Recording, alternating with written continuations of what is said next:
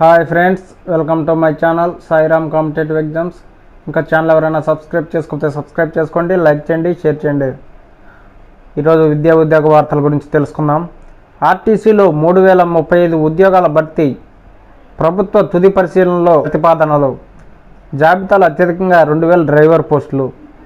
Road రవాణా సంస్థలో 3000 పైచిలకు పోస్టులను భర్తీ చేసే అవకాశాలున్నాయి. ఈ మేరకు ఆర్టీసీ పంపిన ప్రతిపాదనలను ప్రభుత్వం పరిశీలిస్తుంది.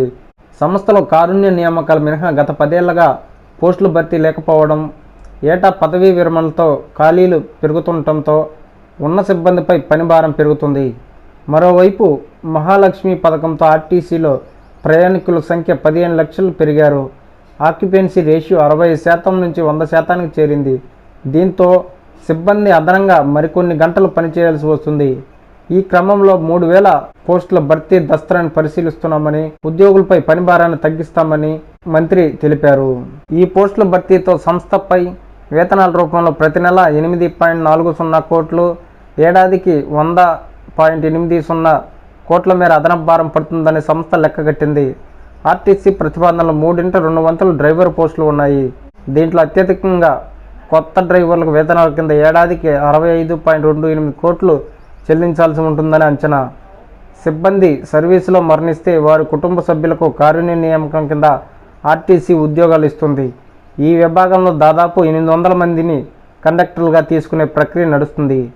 ఈ కారణంతో తాజా ప్రతిపాదనలో కండక్టర్ పోస్టుల భర్తీకి ప్రతిపాదించలేదని సమాచారం. ఆర్టీసీలో ప్రస్తుతం 42,000 మంది ఉద్యోగులు ఉన్నారు.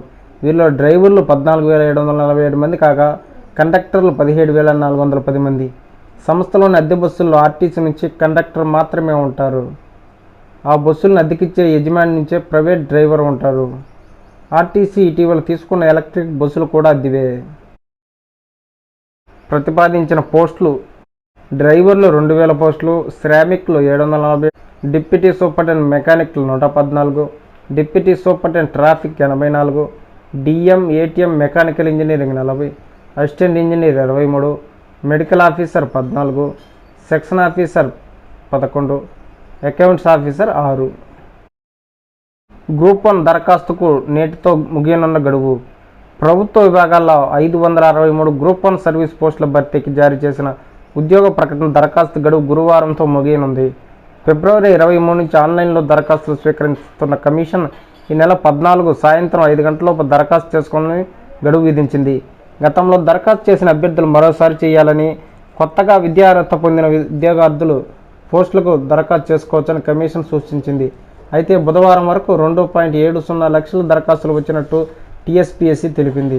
2022లో జారీ చేసిన గ్రూప్ 1 నోటిఫికేషన్కు 3.80 లక్షల మంది అప్లై చేశారు.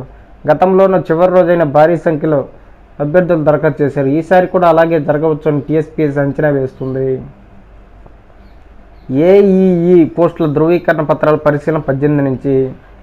రాష్ట్రంలో 1540 అసిస్టెంట్ ఎగ్జిక్యూటివ్ ఇంజనీర్ పోస్టుల భర్తీకి నెల 18 నుంచి 22 వరకు టీఎస్పీఎస్సీ ధృవీకరణ పత్రాలను పరిశీలన చేయనుంది.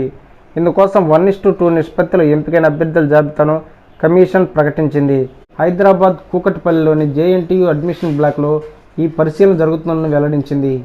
ఆయా అభ్యర్థులు చెక్ లిస్టులోని పత్రాలన్నీ తీసుకురావాలని సూచించింది. పరిశీలన సమయంలో ఒరిజినల్ ధృవీకరణ పత్రాలు సమర్పించుకుంటే వారికి తదుపరి సమయం ఇవ్వబోమని, షెడ్యూల్ తేదీలో గైర్హాజరైన వారికి సైతం మళ్లీ అవకాశం ఉండబోదని కమిషన్ తెలిపింది. వివిధ ప్రభుత్వ ఇంజనీరింగ్ విభాగాల్లో 1540 electrical and electronics, mechanical, civil, agriculture engineering పోస్టులకు 2022 సెప్టెంబర్లో టీఎస్పీఎస్సీ ప్రకటన జారీ చేసింది. ఈ పోస్టులకు 81,000 మంది దరఖాస్తు చేయగా తొలుత 2023 జనవరి 24న రాత పరీక్ష జరిగింది. ప్రశ్నపత్రాల లీకేజ్ కారణంగా ఈ పరీక్షను రద్దు చేసిన కమిషన్ 2023 మే 8, 9, 21, 22 తేదీల్లో సిబిఆర్టీ పరీక్షలు నిర్వహించింది. ఈ పరీక్షల్లో సబ్జెక్టుల వారీగా మెరిట్ జాబితాను గత ఏడాది సెప్టెంబర్లో ప్రకటించింది. తాజాగా 1:2 నిష్పత్తిలో ధృవీకరణ పత్రాల పరిశీలన ఈ నెల 18 నుంచి జరగనుంది. Okay friends, thank you. All the best. Video నచ్చితే లైక్ చేయండి, షేర్ చేయండి, సబ్స్క్రైబ్ చేయండి.